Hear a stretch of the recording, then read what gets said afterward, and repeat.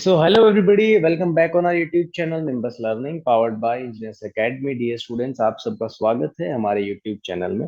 आज मेरे साथ जुड़ चुके हैं शुभांकर, जो कि डीआरडीओ केमिकल इंजीनियरिंग के जो हमारे बैच चला है, हमारे स्टूडेंट हैं और रिसेंटली इन्होंने ज्वाइन किया है।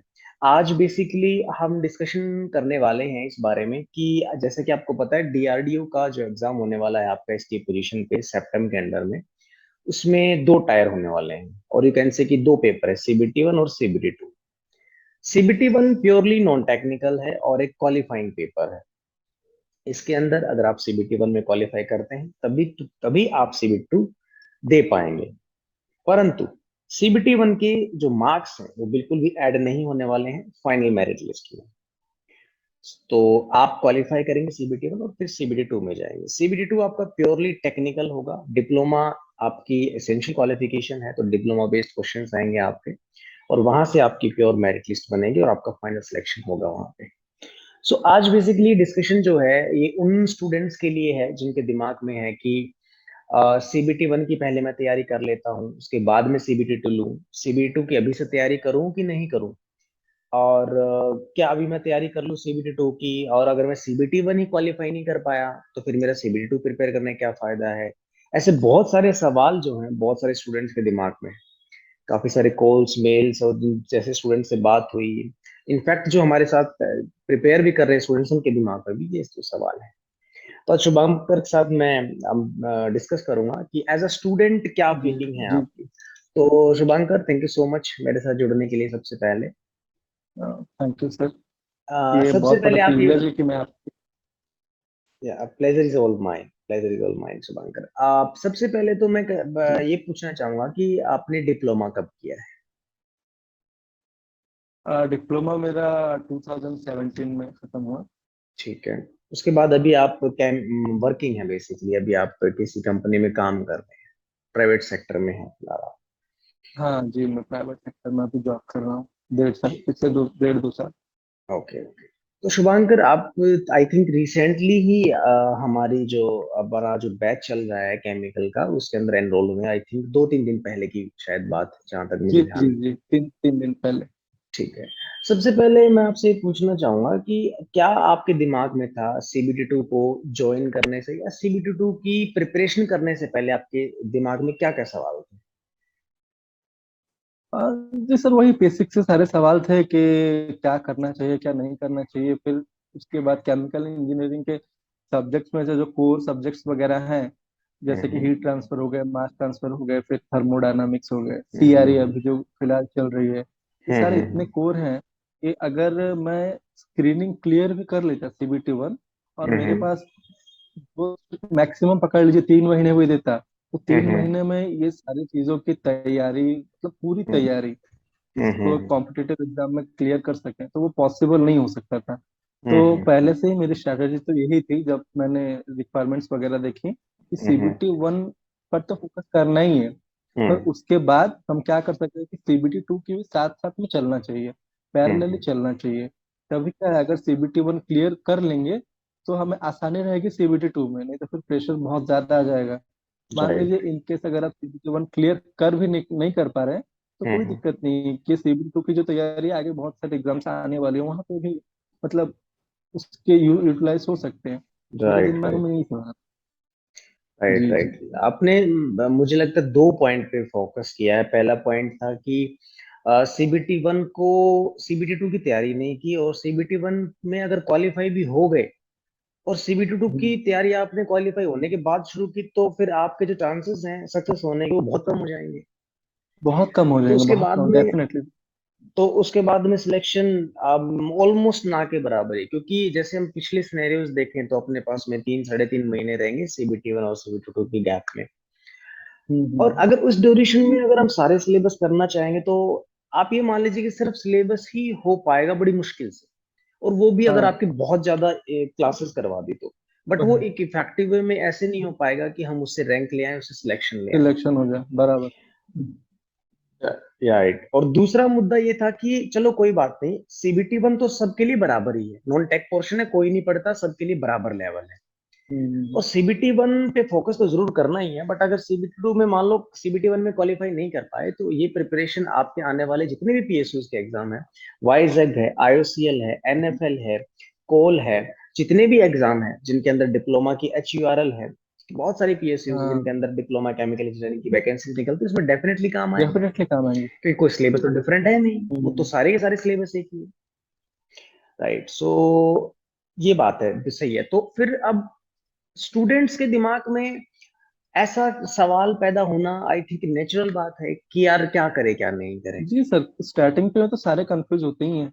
हम्म। ये बहुत नेचुरल सी चीजें हैं, कोई उसमें दिक्कत नहीं है। पर थोड़ी उसके लिए सोचना पड़ता है कि क्या करना चाहिए क्या नहीं करना चाहिए, थोड़ी आगे की भी राइट सोचनी पड़ती है कि अगर ये राइट हो राइट भी नहीं पाया तो ये आखिर नहीं होगा, आने वाले और भी सारे एग्जाम्स हैं। राइट ओएनजीसी राइट हो गए, एचपीसीएल वगैरह हो गए, बिल्कुल तो सारे बिल्कुल। भी यूज। और फिर मुझे लगता है कि जैसे मान लो कोई ऐसी वैकेंसी है कि जिसके अंदर 5 सीट्स हैं, 7 सीट्स हैं, उनके लिए इतना सीरियस होकर आप पढ़ भी नहीं पाओगे, हाँ, ये बात सही फैक्ट है। है। हाँ। और कोई कोचिंग भी नहीं लोगे, ये भी फैक्ट है। हम्म। तो बजाय इसके कि एक गोल्डन चांस है, क्योंकि देखो ऐसा है कि केमिकल इंजीनियरिंग की मास में तो रिक्रूटमेंट होती नहीं है, हम सबको पता है। हाँ जी सर, किसी भी बराबर, बहुत पीएसयू सही के बात है। अंदर, किसी भी कंपनी के अंदर ऐसे तो नहीं कि 100-200 सीट्स आ जाए, ऐसा पॉसिबल नहीं है। और हम्म। मतलब 35 सीट्स है, इसका मतलब है कि काफी एक, अगर इस ब्रांच के पर्सपेक्टिव से बात करें तो काफी अच्छी खासी सीट्स हैं, इसके लिए प्रिपेयर किया जा सकता है। सो हाँ, बहुत सही बात है। तो अभी आप जैसे, अब आपने 3 दिन हो गए एनरोल किए हुए और अपना सब्जेक्ट तैयारी चल रहा है, मैं हम्म। पढ़ा रहा हूँ आपको।